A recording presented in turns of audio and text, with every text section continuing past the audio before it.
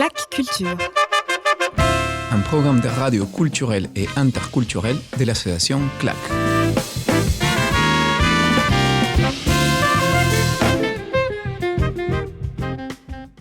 Bienvenue à CLAC Culture, le programme de radio culturel et interculturel des CLAC.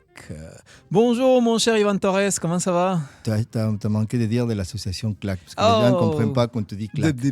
C'est ça, c'est que ça fait longtemps qu'on n'a pas fait une émission. Hein? Non, parce que... Si c'est pas la faute à qui c'est ça? C'est les prolétaires, les non-prolétaires partent pas en vacances, pendant que les riches, les notables de la ville de Bordeaux, ils prennent l'avion pour aller jusqu'à... Toi, tu étais où? On va pas trop dire parce que là, j'ai pris l'avion. Mon bilan carbone, il a explosé cette année. Moi, que j'avais un bilan carbone plutôt bon les derniers temps, mais là, c'est franchement pas de ouf. Hein. D'accord, mais tu étais où? J'étais de l'autre côté de l'Atlantique. Ah, on peut dire les pays? J'étais au Pérou. Ah, vous connaissez le Pérou, les invités? Un peu. C'est les meilleurs pays d'Amérique latine. Ça, c'est la seule chose. C'est les meilleurs pays d'Amérique du Sud. Parce qu'il y a un pays merveilleux qui s'appelle le Mexique, et c'est au continent, au nord du continent. Enfin bref, bienvenue, monsieur Oliveira. Je sais que vous êtes un peu fatigué de ce voyage magnifique. C'est surtout les décalages horaires qui est compliqué. Là. C'est à quelle heure aujourd'hui, maintenant? C'est 7h du matin. C'est-à-dire qu'il est midi ici, là-bas c'est 6h du matin. Ouais. 6h du matin. C'est ça. Bon, on va dire bonjour à ta maman qui t'écoute. Oui, bonjour maman. Ça me manque déjà le petit-déj. C'est quoi le petit-déj péruvien? De l'avocat. Un pain avec de l'avocat et du fromage. Ça, c'est typique. Avec l'avocat qui se mange ou l'avocat qui fait de la loi? Non, l'avocat qui se mange. L'autre, on ne veut pas le voir. Ok.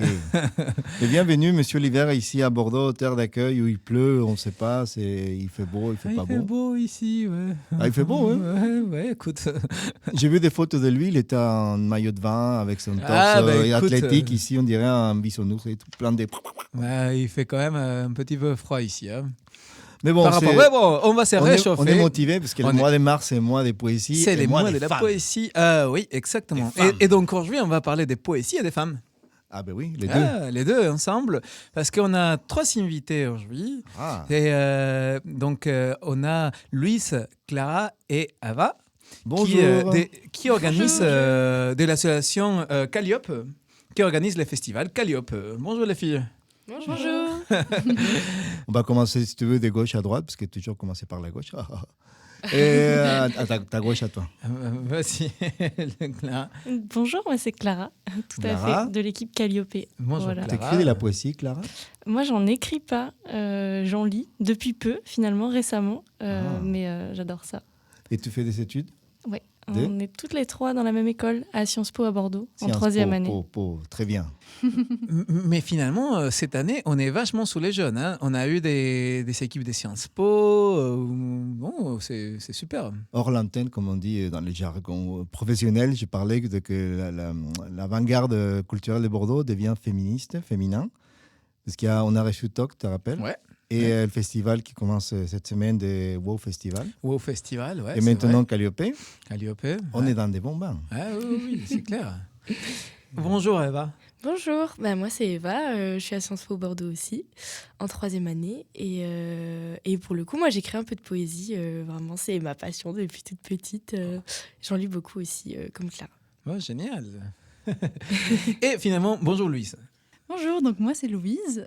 J'ai écrit de la poésie petite, c'est vrai que j'aimais beaucoup ça. Je me suis éloignée de ça ces dernières années. Et avec en fait le Calliope Festival, j'ai repris à lire beaucoup de poésie. Et ça te donne envie d'écrire, non? Non, peut-être pas écrire non plus. Écrire non plus, ok. Vos poètes préférés?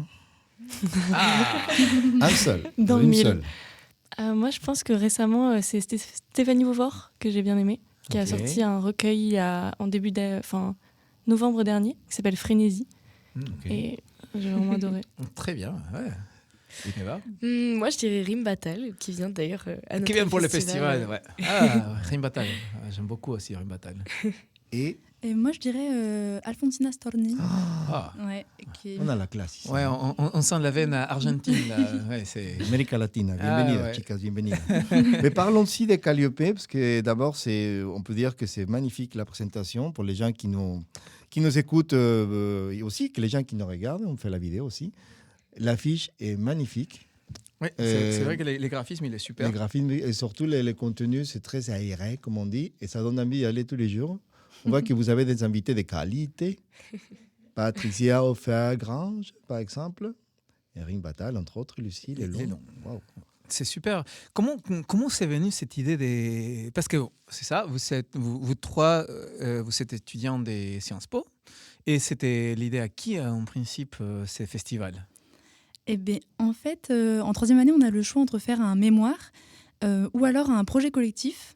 Et donc, en fait, normalement, on est 4. C'est-à-dire qu'il y a Salomé aussi qui n'a pas pu venir aujourd'hui, qui est passionnée de poésie et qui avait vraiment envie de réaliser un projet collectif. Et elle nous a proposé de créer, ça pourrait être un festival autour de la poésie féminine. Et ça nous a tout de suite plu et tout de suite parlé. Parce qu'on a toutes des intérêts différents en lien avec la poésie ou avec le féminisme. Et c'est vrai que ça regroupait en fait... Ça regroupait toutes. Donc, c'était une façon de tricher, de ne pas faire votre mémoire des troisième années. C'est ça, finalement. On s'est un peu trompé parce qu'au final, on a autant de travail. Oui, c'est ça que j'allais dire. Hein, parce qu'organiser un festival, quand même, c'est pas. Je pense que j'aurais préféré faire les mémoires, finalement. Moi aussi. Mais du coup, c'est super. Donc, voilà. Et donc, il y a une quatrième personne, c'est Salomé. Oui, c'est ça. Qui fait partie de l'équipe avec qui vous organisez ça. C'est ça, qui a fait d'ailleurs les affiches et tous les designs. Oui. Bravo à elle. Oui, bravo à elle, parce que c'est vraiment beau. Je pense qu'il y a une vraie identité graphique, chose que c'est primordial et que souvent c'est peu pris en compte pour les jeunes. Mais je pense que les jeunes... Ils font beaucoup plus attention. On parlait de ça la dernière fois. Aujourd'hui, on est sur les temps des réseaux sociaux, etc. Donc, du coup, après, on va parler un peu aussi de l'importance des réseaux sociaux dans les festivals et dans vos vies aussi. Et donc, voilà, c'est pour ça que faire des choses qui visuellement attirent, c'est très important. Et l'affiche, il est super beau. Merci. Ouais, mais c'est clair, hein, c'est super. Et comment vous avez fait pour arriver à cette programmation? Ça a été un long processus. Au début, on a envoyé beaucoup de mails. Et ensuite, au final, on s'est rendu compte que l'essentiel de la programmation, c'est des gens qu'on a rencontrés, où ça s'est fait plus finalement par réseau que des rencontres qui nous ont passé des noms. Et c'est comme ça que ça s'est fait.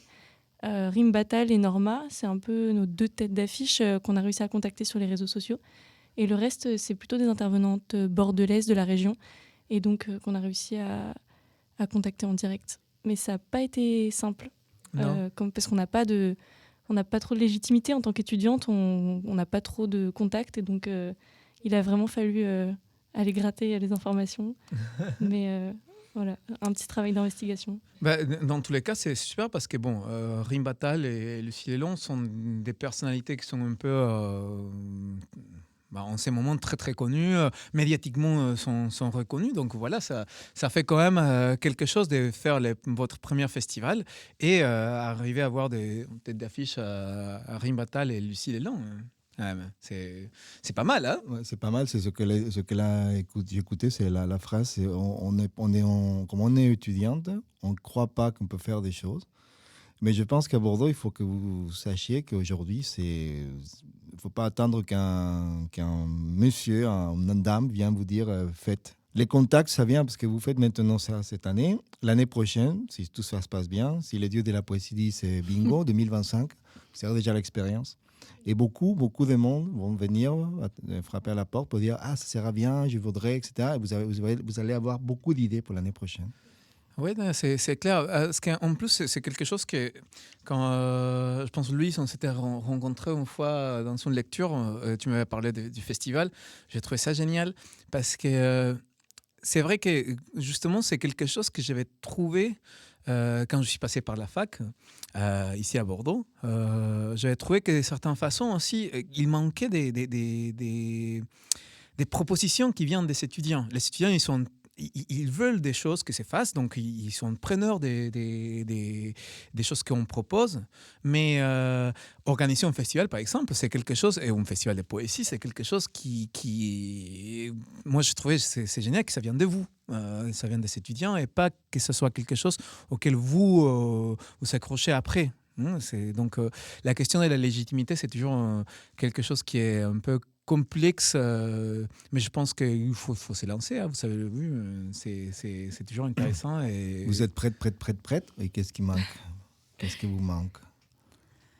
Là, je dirais que récemment, on a créé un groupe pour les bénévoles. Donc là, on est en recherche de bénévoles. Donc c'est plus sur le plan logistique de comment on va organiser la salle, etc. Mais sinon, on est prête.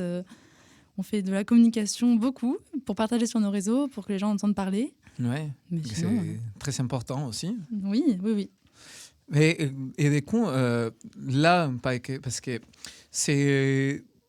On va dire c'est un festival qui est aussi autour de la date de 8 mars. Non oui.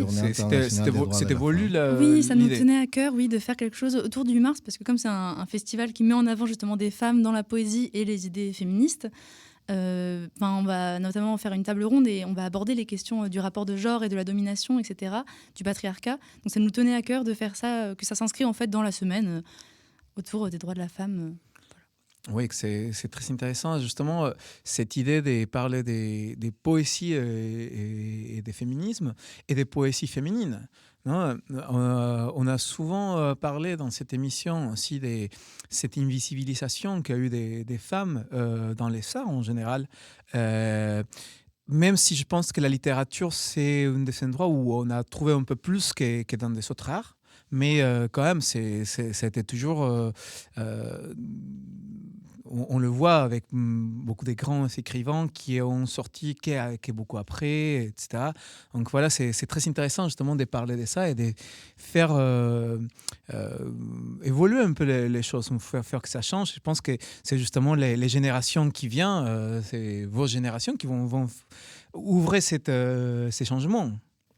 Oui, c'est ça. La poésie, déjà, a un cercle très fermé dans le domaine de la littérature. Mais alors, la poésie féminine, c'est encore plus invisible et je pense que oui, c'est un domaine de la littérature où vraiment on n'en entend pas du tout parler, même nous les premières, alors qu'on est passionné de poésie, on est très féministe, etc. Mais on a découvert énormément de noms en organisant ce festival qu'on ne connaissait pas du tout en fait. Ben oui, je pense que c'est quelque chose qui arrive souvent. La poésie, déjà, quand on parle de poésie, ça fait un peu peur. Tout le monde a un peu peur quand on dit poésie, les gens s'attendent à quelque chose... Mais c'est marrant parce qu'avant, c'était le pays de la poésie. Et, nous, en Amérique latine, on rêve de la poésie de chez nous, mais aussi on a les grands espoirs d'inspiration, que c'est l'Espagne, la Russie, la France, l'Italie. Et aujourd'hui, la poésie, je ne la trouve pas comme on la trouve très facilement dans les pays latinos, parce qu'il y a toujours des trovas, des lieux où on peut rencontrer la poésie. Mais ici, je pense que simplement c'est une question de méthode. C'est une poésie 2.0, avec des événements comme ça. Les publics, ça peut être plus ambitieux de dire tiens, je vais redécouvrir la poésie. Mais je pense que c'est aussi en train de changer. J'ai vu ces derniers temps beaucoup plus d'intérêt par la poésie qu'avant. Donc voilà, je pense que c'est une question cyclique aussi. Des fois, on voit un peu les changements. Avant, je pense qu'on avait... Je pense que et ça, on va peut-être parler un peu plus tard, mais je pense que la poésie, c'est aussi un genre littéraire qui marche très bien avec les réseaux sociaux. Donc voilà, les réseaux sociaux, je pense que ça a aidé beaucoup à une mise en valeur de la poésie auprès des jeunes. Parce que c'est ça qui est en train d'échanger. Moi, je le vois, nous, on fait des ateliers avec des jeunes, des collégiens, des lycéens, et on voit qu'il... Slam, le rap. Oui, qu'il y a beaucoup de slam, il y a beaucoup de rap. Et aussi, l'idée de la poésie qui peut se partager par les réseaux sociaux, ça a quelque chose, ça a un impact sur ça. Pour parler au nom de Salomé, qui n'est pas là, elle, justement, c'est une grande lectrice de poésie. Elle a découvert la poésie comme ça, sur les réseaux sociaux à la base. Donc, on avait rencontré Lucie Lelong, justement, il y a quelques semaines, qui nous a posé la question de comment on avait découvert la poésie. Et elle avait un peu honte à dire que c'était sur Pinterest. mais en fait, c'est comme ce sont des formats courts, c'est des formats qu'on retrouve beaucoup sur les réseaux sociaux. Et en effet, vous parliez... que la poésie revient, et je pense qu'il y a vraiment une nouvelle vague, mais récente, des 5 dernières années, et qui est notamment portée par des femmes. Et c'est pour ça que je trouve ça particulièrement intéressant, notre événement-là, parce que il y a beaucoup de femmes qui trouvent leur place plus sur les réseaux sociaux que sur la scène, que dans des événements comme celui-ci. Donc c'était vraiment une volonté de vouloir essayer de rendre la poésie moins élitiste, la démocratiser, la rendre accessible à tout le monde et montrer qu'elle pouvait prendre des formes très variées. Vous parliez du slam, mais c'est tout à fait ça. C'est pour ça qu'il y a des concerts, qu'il y a de la danse. C'est pour montrer que la poésie... On va parler du contenu de cette programmation qui est assez riche et ambitieuse. Donc, si tu veux, Carlos, je t'invite à écouter... On va écouter un peu de musique. De nos invités. Oui, c'est ça. La musique a été amenée par nos invités. Et on va commencer avec un classique sud-américain qui est Mercedes Sosa et Alfonsina y el mar.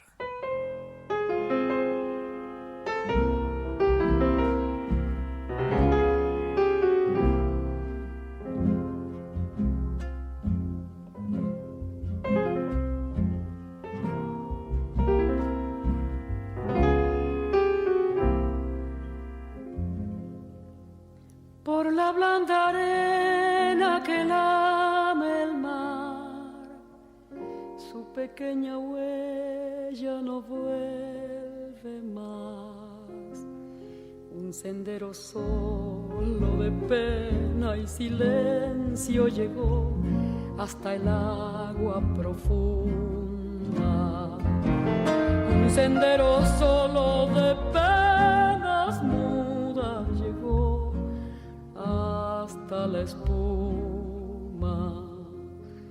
Sabe Dios qué angustia te acompañó, qué dolores viejos cayó tu voz, para recostarte arrullada en el canto de las caracolas marinas, la canción que canta en el fondo oscuro del mar.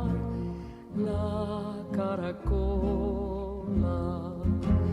te vas Alfonsina con tu soledad, qué poemas nuevos fuiste a buscar, una voz antigua de viento y de sal, te requiebra el alma y la está llevando y te vas hacia allá como en sueños, dormida Alfonsina, vestida de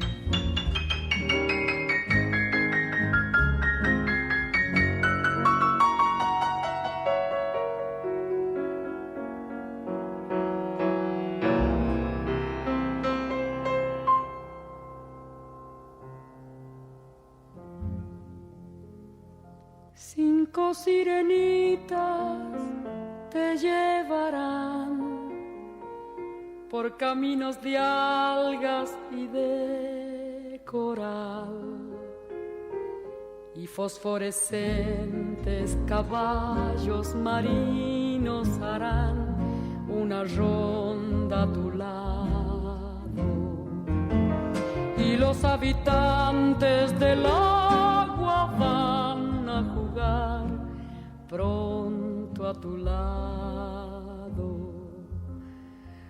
Bájame la lámpara un poco más, déjame que duerma nodriza en paz. Y si llama a él, no le digas que estoy, dile que Alfonsina no vuelve. Y si llama a él, no le digas nunca que estoy, di que me he ido. Te vas Alfonsina con tu soledad, qué poemas nuevos fuiste a buscar, una voz antigua de viento y de sal, te requiebra el alma y la está llevando, y te vas hacia allá como en sueños, dormida Alfonsina, vestida de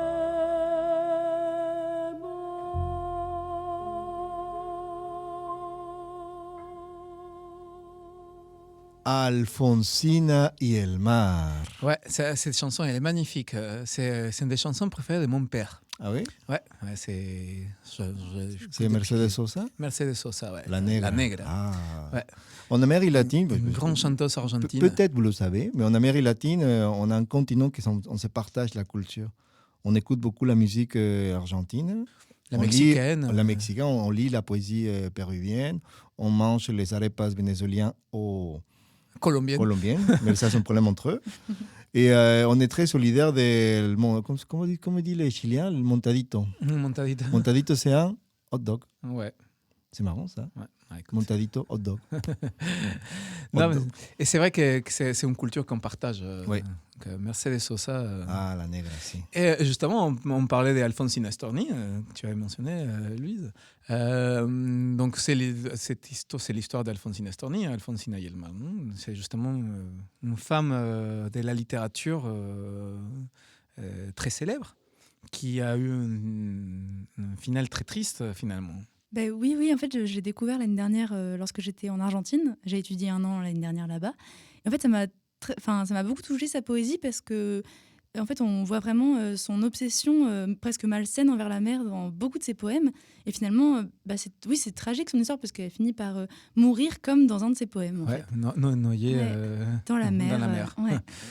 Ouais, c'est terrible, sa vie, mais c'est très très poétique et ses chansons, elle est magnifique. Oui. Alfonsina y el mar de Mercedes Sosa. On va prendre le vélo parce qu'on ne prend pas la voiture. On prend le vélo et on va y aller dimanche à la Halle des Chartrons. À la Halle des Chartrons. Et qu'est-ce qui va se passer ça, par exemple, tiens, je finis de manger et j'arrive vers 13h30. Et qu'est-ce qu'on va retrouver? On va retrouver en premier une prestation de Patricia Oueffa-Grange, donc une poétesse franco-béninoise. Qu'on salue, une copine à nous. Oui. Et ensuite, suivi d'une table ronde avec 2 des poétesses du festival, donc Patricia Oueffa-Grange et Lucie Lelong. Ah oui, non, pardon. C'est Rim Batal et Lucie Lelong. Rim Batal et Lucie Lelong. Et une universitaire, Laurine François. Donc on va parler des questions des rapports de genre, etc. Et ensuite, une prestation de Rim Batal, suivie de Lucie Lelong. Et on va aussi notamment révéler les gagnantes ou gagnants de notre concours de poésie qu'on a organisé sur nos réseaux sociaux. Et les gens ils vont jusqu'au camp pour l'envoyer, par exemple. Je pense que c'est terminé. Ça s'est justement terminé. C'est terminé hier, je pense. Le concours de poésie s'est terminé hier. On avait plus d'une 20aine de participations. Donc ça va être difficile de départager. Le thème, c'était ivresse. Donc, l'ivresse, ouais. On a eu des très très belles contributions. Je connais des copains qui peut-être ont parti. Non, être ivre, c'est pas. Ah bon. Non, c'est pas la même chose, Yves. Excuse-moi. C'est vrai, je me permettais que je ne domine pas les Français comme vous. D'accord, donc et c'était quoi les prix Le prix est surprise. On a précisé qu'il y avait des lots à gagner, donc on réserve la surprise pour le 10 mars. Il faudra venir pour découvrir le gagnant, la gagnante et les lots. Et les lots, ouais, c'est super. Et après, en soirée, qu'est-ce qu'on a? Alors le soir à partir de 18h, donc c'est un soir pas très tard, on a une prestation musicale du groupe Cadavre Esquisse, Luna et Luana, qui vont proposer, ça durera 45 minutes, une prestation assez singulière avec des jeux de lumière. En fait, elles font de la poésie chantée. Ça a l'air très très chouette. Ensuite, après, on a de la danse à 19h.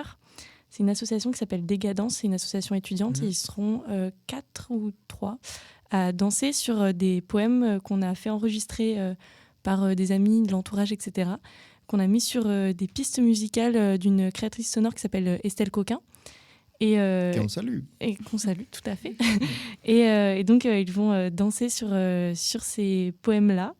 Et enfin, la soirée se terminera vers 19h, à partir de 19h30 avec la prestation de Norma, qui est donc une chanteuse qui vient de Bayonne, qui écrit aussi des recueils de poèmes.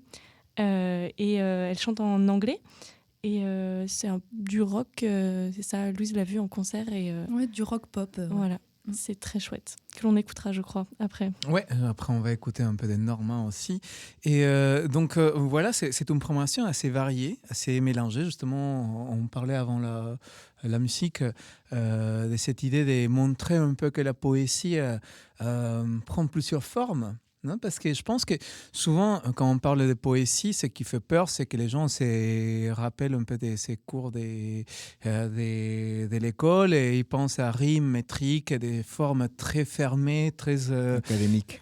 Très académique, que finalement, ça n'a rien à voir avec la poésie, la vraie poésie. La poésie, c'est pas la vraie poésie.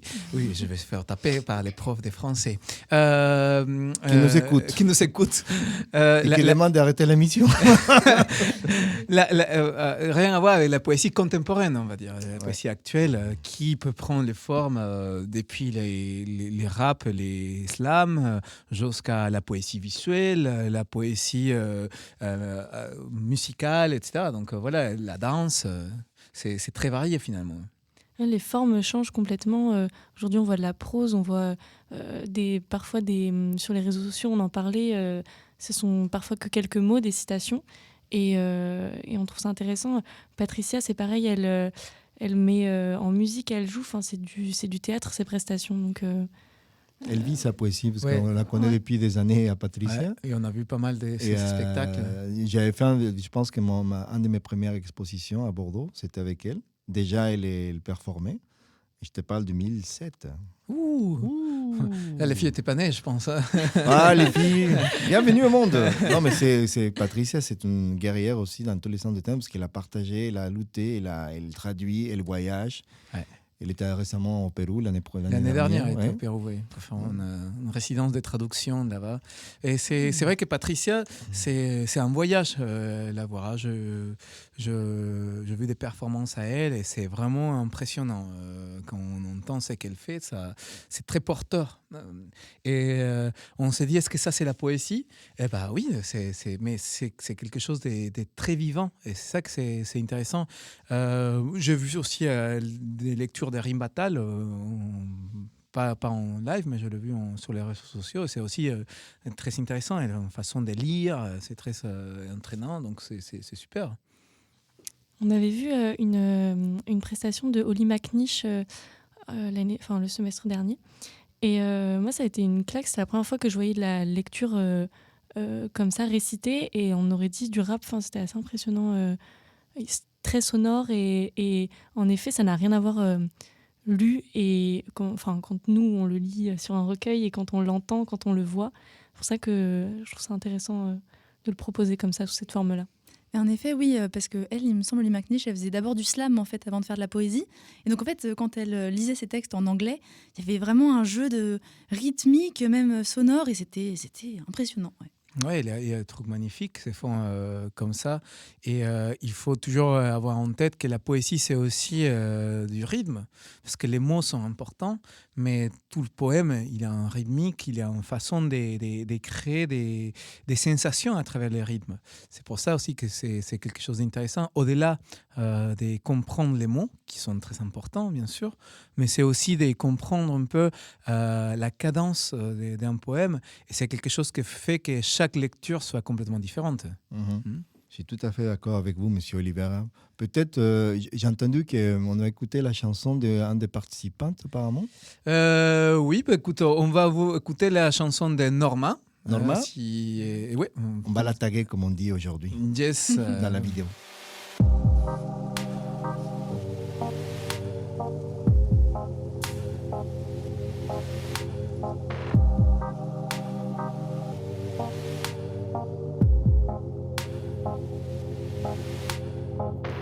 Been thinking of 100 ways to end it all. Cut my chest open, lay my heart on the table, thought it all. Can't remember how it started, it just started to feel wrong. Something left unsaid, someday gotta get paid after all. Well, it's another red day, I'm standing in the fumes, my body's working overtime, another red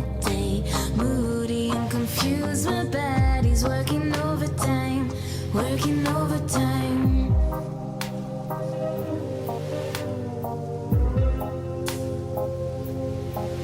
Been feeling so low, can't seem to get high though I try. Smoking till I burn the tip of my fingers, I try. Flowers in bloom are burning in my womb, curled up in bed all day. I'm lost for words, but my body's got something to say.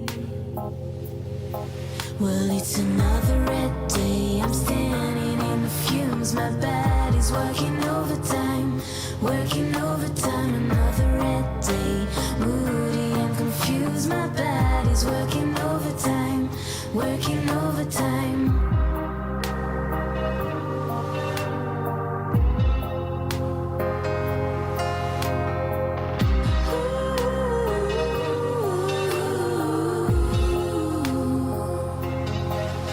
Been covering my eyes, been tempted to apologize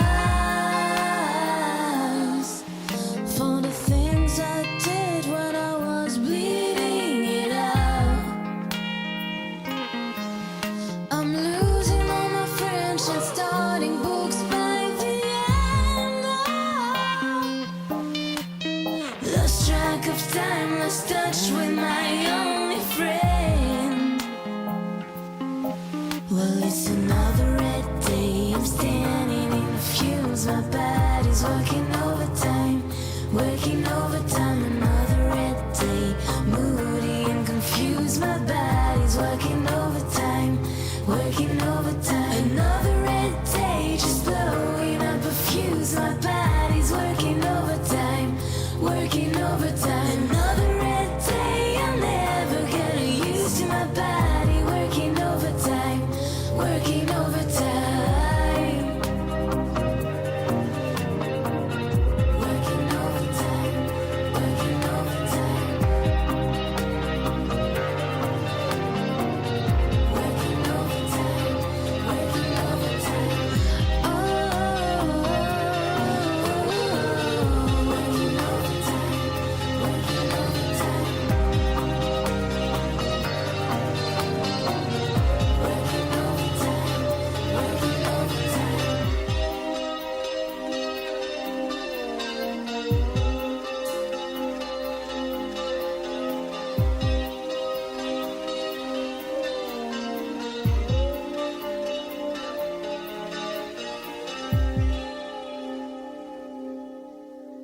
Ah, moi, j'ai adoré. Et c'était Norma, Another Red Day. Alors, parle-nous d'elle, parce que on dirait qu'elle vient d'arriver des États-Unis en avion. Ouais, elle fait un concert, c'est magnifique, c'est Ouais, très bien. J'ai beaucoup aimé, c'est très entraînant. Parle-nous d'elle. Alors, c'est une artiste que j'ai découvert parce qu'elle était de passage dans ma ville et donc elle a joué en Bretagne, chez moi. Tu es bretonne. Je suis Oh bretonne. là là, mais les ouais. Bretons sont partout, Bretonne. hein. C'est vrai, surtout à Bordeaux. Ah ouais, Étonnamment. il y a beaucoup de Bretons. Et donc, Et par contre, il n'y a pas beaucoup de crêpes. Des crêperies. Il y a un crêperie à côté de l'UGC, désolé pour la publicité, ouais, à côté des Gambetta. Ah ouais. Il y en a Ouais. une juste en face de la halle des Chartrons. Oui. Donc, si Voilà. jamais, le dimanche, il est possible de faire combo crêpes Calliope Festival. D'accord, ok. Marketing. Ah, c'est bien, j'aime bien cette fille. Ils sont l'œil. Et du coup, donc, il était des passages en Bretagne. Oui, et en fait, elle a parlé du fait qu'elle écrivait aussi de la poésie à côté. J'avais beaucoup aimé la prestation et donc en fait, suite à ça, j'en ai parlé aux filles, j'avais filmé quelques vidéos et on lui a envoyé un message et elle a tout de suite accepté le projet, elle était super partante. Et donc, c'est une artiste qui fait beaucoup de choses. Déjà, oui, elle passe plusieurs mois chaque année aux États-Unis où elle joue beaucoup. Elle chante et elle fait de nombreux concerts là-bas. Et en fait, elle a une particularité, c'est que en plus d'écrire de la poésie, chacun de ses clips, en fait, c'est un mini court-métrage. Et elle fait tout elle-même, avec l'aide de ses proches. Et c'est super. C'est très original en son genre, mais ça met vraiment en valeur en fait, sa musique. C'est assez fou à voir et ça mérite d'être vu. Ouais, c'est super. Donc, il faudra chercher plus Norma. Norma, oui. Ouais. Et elle est d'où? Elle est de Bayonne. Les Bayonne. Bayonne, Les Pays Bayonne. Basques. Donc, en plus, à côté aussi. Ouais, c'est... Vous êtes bordelaises, vous les deux? Moi, non. Moi, je suis du Périgord, pas très Ah, loin. de quel côté? À côté de Bergerac. Ben oui. un peu plus loin que Bergerac, mais à Couz-et-Saint-Fond très précisément, voilà, pour les 300 habitants qui nous écoutent. Terre d'accueil. Tout à fait. Oui. Et moi, je suis de Toulouse. Toulouse, même les Toulousaine. mémés, mais la castagne. Ah, là, là. D'accord, ouais. C'est vrai que souvent les étudiants ici viennent un peu de partout. C'est vrai qu'il y a beaucoup des Bretons à l'université. Et oui. Moi, quand je fais la fac là-bas, il y avait plein de gens de Bretagne. Il faut laisser la chance aux immigrants. Ah, la Bretagne, moi j'aime beaucoup la Bretagne. On vient chercher le soleil à Bordeaux. Ouais, c'est ça. Bah, écoute, c'est un peu raté. Et de quel coin de Bretagne? Moi, je suis de près de Vannes, Saint-Avé, donc le sud, le golfe du Morbihan. Ouais, c'est joli Vannes. J'aime beaucoup Vannes. Bon, ok. Des coins, et ça c'est normal. C'est un peu on va dire la fin du festival, la tête d'affiche, on va dire un peu le final festif. Et le festival, il se passe à la Halle des Chartrons. Pourquoi cet endroit? Comment vous êtes arrivé là-bas? Alors la Halle des Chartrons, on est arrivé un peu par hasard, mais finalement c'est un endroit qui a beaucoup de sens puisque c'est aussi là où va se passer le marché de la poésie Le week-end par la d'après. suite, tout à fait. Et on est en contact avec la librairie olympique qui est juste en face. L'Allée olympique, c'est, on va dire, l'endroit de la poésie à Bordeaux. C'est la librairie Voilà, spécialisée en poésie à Bordeaux. C'est ça. Avec C'était là-bas d'ailleurs. Jean-Paul qui connaît ouais. tout le monde. C'est Jean-Paul là-bas qu'on Broussac. avait rencontré vous et, Ouais. On s'est retrouvés là, Patricia. ouais, Vous, c'est Voilà. Carlos. Moi, Tout à c'est fait, moi, ouais. Carlos. C'est les polis. Et sinon, ça s'est fait un peu par hasard. Enfin, la recherche d'un lieu, ça a été un processus qui a été aussi beaucoup plus long que prévu. On avait pas mal de contraintes, notamment financières. Et donc, c'était un lieu qui était dans notre budget. Voilà, la salle est magnifique, donc on est ravis. Qui sont les sponsors de Calliope Ouais, c'est ça 2024? qui vous aide. Qui vous a donné de la force, de l'argent? Il y a le Crédit Mutualiste déjà du Sud-Ouest, qui est la banque chez qui on est, qui soutient pas mal les associations. Oui, c'est vrai. On peut nous- témoigner. Nous aussi, on était soutenus. Ouais, ouais. Voilà. On est des bons clients. qui nous aident et notamment toutes nos affiches, nos flyers, on les imprime chez eux. Voilà. Sinon, après, on a le soutien de deux subventions de la mairie de Bordeaux et la mairie de Talence qui soutiennent les projets jeunes. C'est Je relève le défi à Bordeaux et T'as de l'idée à Talence et qui participent grandement au financement du projet. Et après, sinon, de l'autofinancement. On a vendu des crêpes, on a vendu des gâteaux. Vous avez vendu des crêpes. Tout à Et c'est fait. qui Il a faut fait ce les qu'il crêpes? faut. C'est partagé. Ah. C'est les Bretonnes. Voilà. Mais parce que on l'a pas dit, mais ça faisait partie aussi du projet que de rémunérer toutes les intervenantes Bravo. de manière. Ça doit être normal et ça l'est pas suffisamment parce Ouais. que justement la poésie, faire venir une poétesse. C'est souvent jugé. On les rémunère pas comme il faudrait, et d'autant plus souvent quand c'est des femmes. Et donc là, ça faisait partie de. Et puis c'est la majorité finalement de. C'est pour ça qu'on a besoin de financement parce que le reste, on a réussi à se débrouiller. Mais voilà, c'est Combien ça peut représenter en chiffres, cet festival, pour avoir une idée? le budget total. Après, il y a aussi les fonds propres pour l'association et après, d'autres projets comme un projet qui arrive très bientôt au Dôme Ah oui, c'est mercredi vrai. prochain. Mais sinon, en gros, en étant large, à peu près 2500, 3000 euros. C'est rien. Ouais, Ça- c'est rien. petit, Oui. mais déjà c'est super que vous Ah oui. C'était difficile d'arriver à faire le financement, non? Ça va. On est encore, pour l'instant, on n'a pas 2500 euros sur le compte. Hein. On est en train de passer les commissions pour les subventions, etc. Ça a été une source de stress parce que on a contacté les poétesses alors qu'on n'était pas assuré d'avoir les fonds.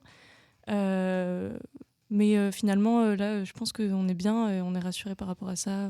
Ça devrait bien On se va passer. taguer Bordeaux Culture pour qu'ils puissent regarder les besoins économiques de gens talents de Bordeaux. Bah oui, parce que c'est vrai que c'est une chose de laquelle on ne parle pas souvent, mais il y a deux choses que vous avez dit là. C'est l'effet qui n'est pas assez normal, de payer les artistes. Et souvent, je pense que partout, il y a cette idée que bon, les artistes, parce qu'ils sont des artistes, et surtout les écrivains, ils devaient faire les interventions gratuitement. Donc voilà, ça c'est quelque chose qui est... L'air est gratuit. Bah oui, c'est ça. Donc voilà, c'est déjà, je pense, un super atout de votre part de payer les artistes. Ça c'est super. Ouais. Et je pense que souvent aussi, on ne pense pas comment c'est difficile et la source de stress que peut-être organiser un événement. Vous dormez bien? Oui. Pas trop. Il dormait mieux après les festivals. Oui, c'est sûr. Non, mais c'est vrai qu'en plus, comme c'est notre première édition, on n'a pas... Enfin, en fait, c'est vrai qu'au niveau du public et au niveau de l'accueil du public, on n'a pas de certitude quant au nombre de gens qui vont être là le jour J. Donc forcément, face à ça, on va s'organiser, mais c'est vrai qu'on a fait des pronostics, mais on n'a pas de certitude. Donc c'est un peu compliqué de voir concrètement ce que ça va rendre le jour J. Oui, et je tiens à préciser aussi, on ne l'a pas dit, mais l'entrée est gratuite. Ouais. Ça faisait partie aussi de nos volontés de départ, et ça fait partie aussi de... pour le financement, c'est quelque chose qu'on a dû... sur lequel on n'a pas pu compter, mais c'était aussi justement la volonté de rendre cet événement-là accessible à tous. Et déjà que c'est la Halle des Chartrons, et c'est pas forcément le quartier le plus... c'est comme un quartier riche de Bordeaux. Voilà. Il y a beaucoup de prolétaires qui habitent. Donc ça nous tenait c'était essentiel pour nous que ce soit un événement qui soit gratuit et que voilà, tout le monde puisse passer pour en profiter. Ouais, ça c'est très important aussi. Ça, c'est une autre chose que je pense que c'est super. C'est l'effet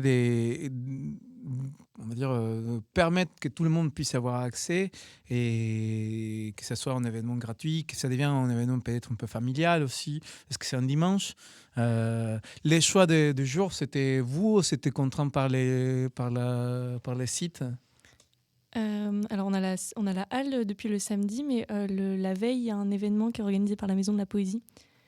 Et donc, comme on est en contact avec eux, on s'était arrangé pour pas que ça tombe en même temps, parce que je pense qu'il n'y a pas assez de public pour se permettre de faire deux événements en même temps. Ouais, d'accord. Voilà. Okay.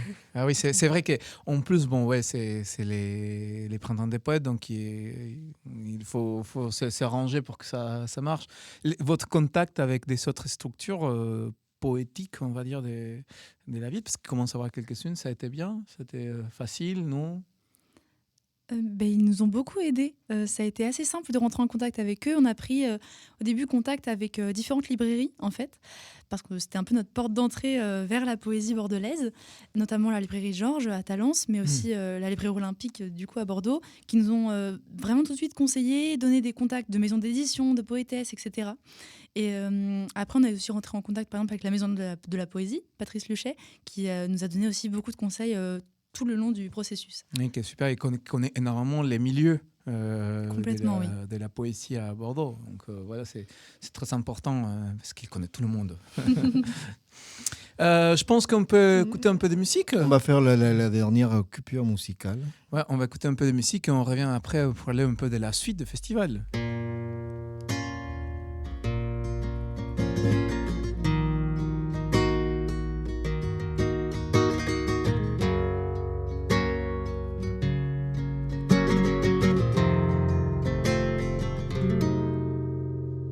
Que hay cosas que me digo que no tienen que pasar, se despiertan del olvido, vuelven para hacerme llorar. Yo me quedaría contigo 1, 2, 3 noches más si no hubiera roto el hilo. Ojalá volver atrás.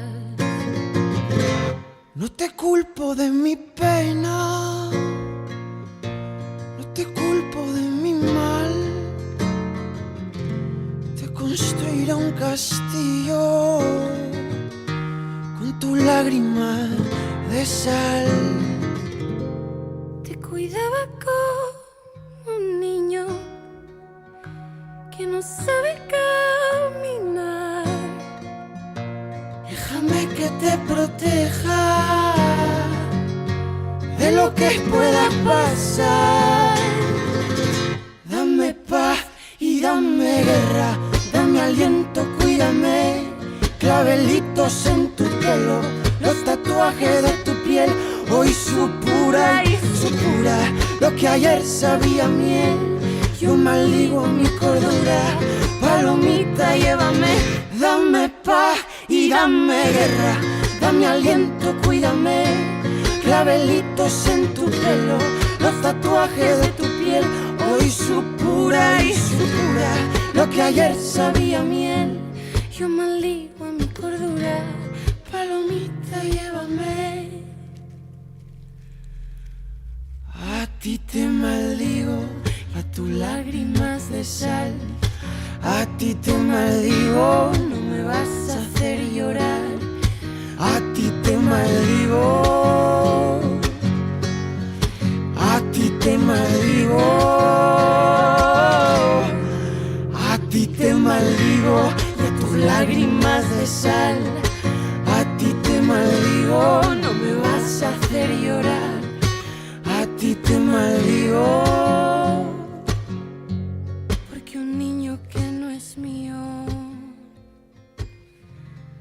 Nunca lo debí cuidar,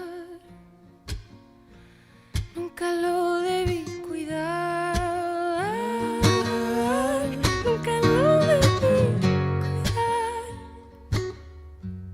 nunca lo debí cuidar.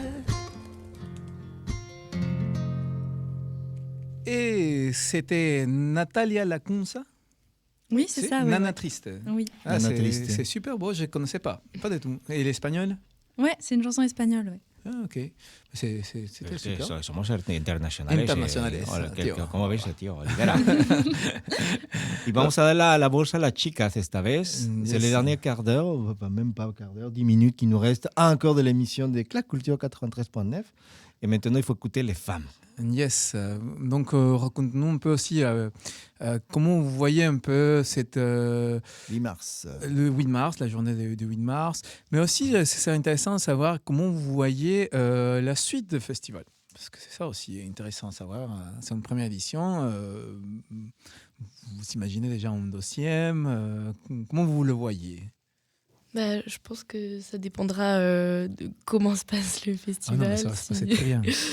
On l'espère, mais si ça a du succès, si ça plaît aux gens et qu'on voit que vraiment il y a de la demande, oui, on aimerait bien faire une deuxième édition, évidemment. Et peut-être aussi d'autres événements ponctuels, comme des ateliers d'écriture, des conférences, etc., dans peut-être d'autres lieux, comme le 13 mars au Dôme de Talence. C'est vrai que les 13 mars, on ne l'a pas dit, mais les 13 mars au Dôme des Talence, Dôme des Talence, on fait claque avec l'association Calliope. Claque Oui, c'est ça. Ah tiens, je Ah savais oui, pas. ouais, ça je ne t'ai pas dit, je pense. Soyez Ouais. pas timide, monsieur J'ai Olivera. pas eu le temps de te dire ça. Donc ça veut dire Claque à l'époque. Ouais, Oh. claque avec Calliope et Asso América Latina. On fait une table ronde de lecture au Dôme des Talence les 13 mars à 18h30. Ouais, c'est ça, oui. Avec donc 3 poétesses. Roxana Crisologo, poétesse péruvienne. Ouais. Patricia Ouefa-Grange, qui vient à nouveau, qui collabore à nouveau.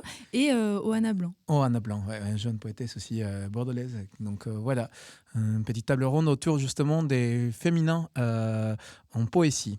Donc voilà, justement, si on parle de cette date de 8 mars, comment vous voyez la poésie en féminine et sa relation avec le 8 mars, c'est un moment je pense qu'il y a plein de choses qui se passent, notamment on parlait mais de la rentrée de la Constitution, l'IVG, etc. Ouais, je crois que c'est quelque chose aussi dont on a entendu parler récemment, de justement le fait que la poésie est politique. Et là, les intervenantes qu'on a, c'est des intervenantes qui sont engagées, toutes, que ce soit notamment dans le féminisme, la cause des femmes forcément, mais Patricia, par exemple, aussi, elle a tout un combat lié aux minorités, etc. Et donc, je pense que la poésie, c'est vraiment comme beaucoup d'art certainement, mais c'est un moyen qui est souvent utilisé par les femmes justement pour faire entendre leur voix.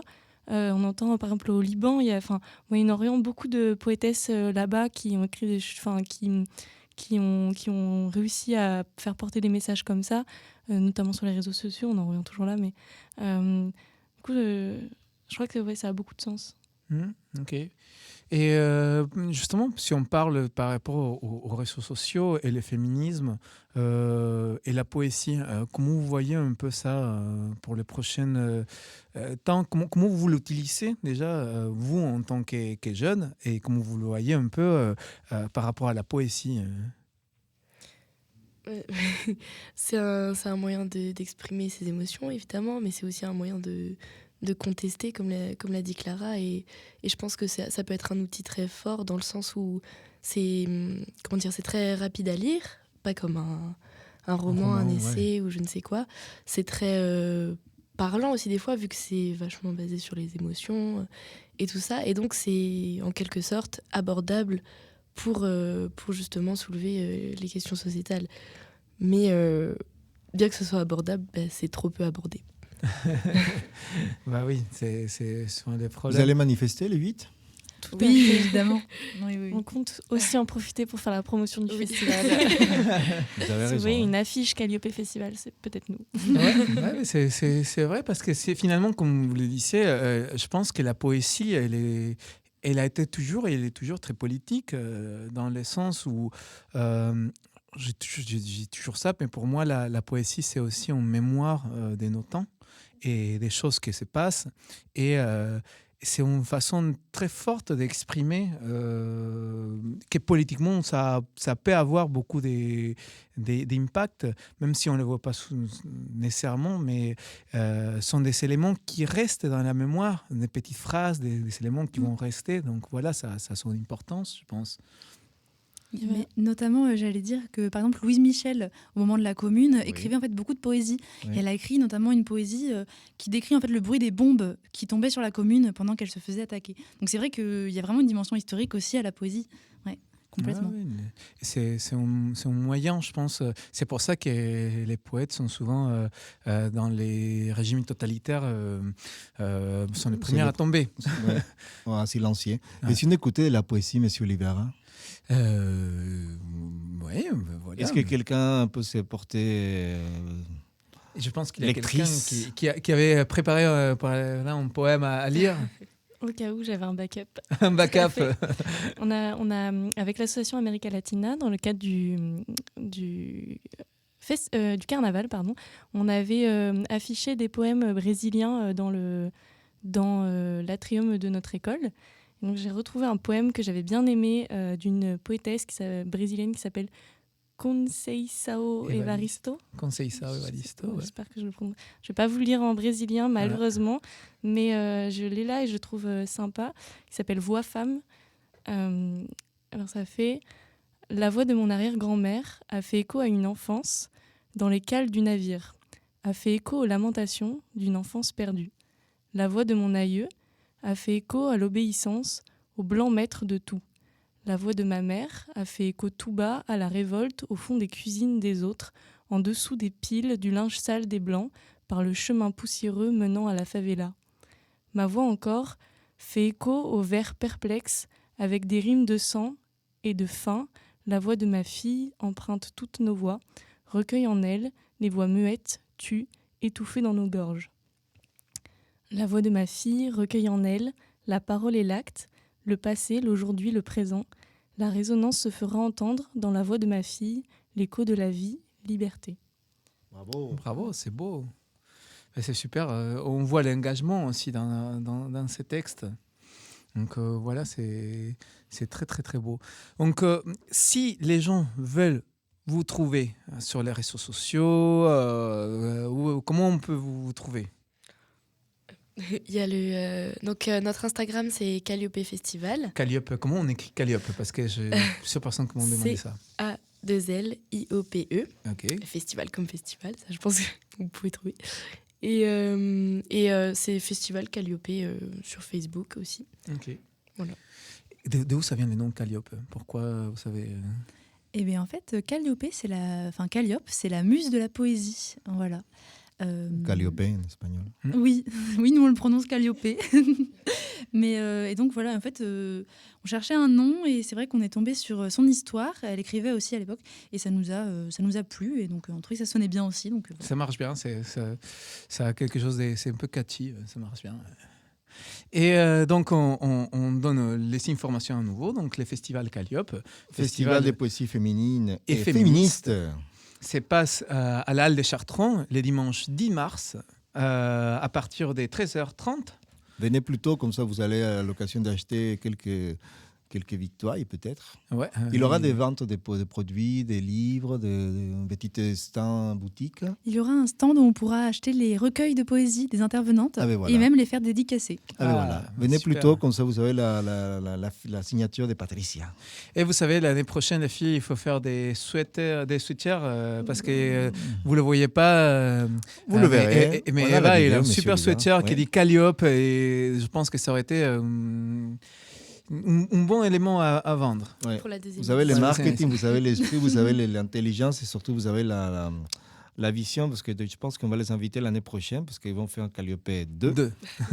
Et avec 10 000 euros de subvention, j'espère. Au moins 10 000 euros de chaque mairie. De chaque mairie, oui. Donc, on est en train d'arriver à la fin. Donc, vous savez, les festivals Calliope, se passe à l'Halle des Chartrons les 10 mars, à partir de 13h30 jusqu'à 19h30, que commencent les derniers concerts. Et il y aura des concerts, des lectures, des tables rondes, et de la danse, et beaucoup de choses. Donc, voilà, des paroles, des palabres, de la poésie. Un après-midi parfait pour passer un après-midi des mars. Merci les filles. Merci beaucoup les filles. Merci à vous. Et vraiment, c'est un chouette projet. Je suis très très content d'avoir connu ce projet. Donc voilà. Venez nous visiter à chaque fois que vous avez de nouveaux projets ici à Radio Pôle Vert et à Clac Culture. Clac Culture. Donc merci. Merci Alex à la technique. Merci beaucoup. Merci Alex. Et on va vous laisser avec un peu de musique. Et avec nous, ce sera en prochaine Clac Culture.